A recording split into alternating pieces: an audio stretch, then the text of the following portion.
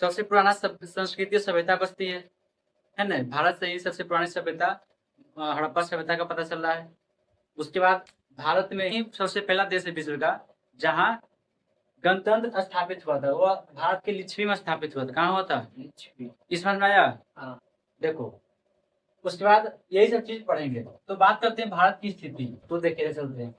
भारत की स्थिति जानने से पहले हम लोग जानेंगे देशांतर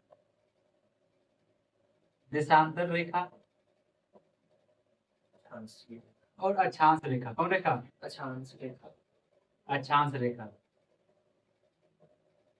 तो ये देशांतर रेखा और ये अक्षांश रेखा, ये सारी रेखाएं काल्पनिक रेखा है। कौन रेखा है? काल्पनिक रेखा है। देखो, हम लोग को पता है कि पृथ्वी गोल है। पृथ्वी क्या है? गोल है। चपटी सा है ना, अंडा नारंगी सी है। तो पृथ्वी गोल है और पृथ्वी पर काल्पनिक रेखा खींची गई है। कौन रेखा खींची गई है? काल्पनिक रेखा खींची गई, ठीक नहीं?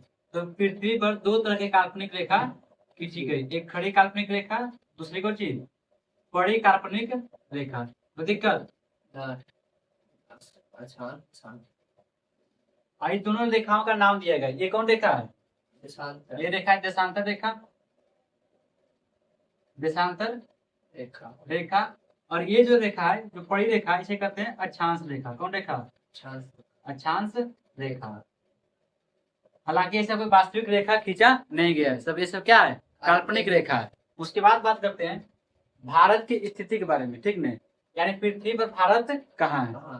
तो पहले ये जान लो, ये जो बीच में जो अक्षांश रेखा है ना, इसे कहते हैं 0 डिग्री रेखा। क्या कहते हैं इसको? 0 डिग्री भूमध्य रेखा। हाँ, 0 डिग्री रेखा भी इसको कहते हैं, 0 डिग्री रेखा या भूमध्य रेखा। भूमध्य रेखा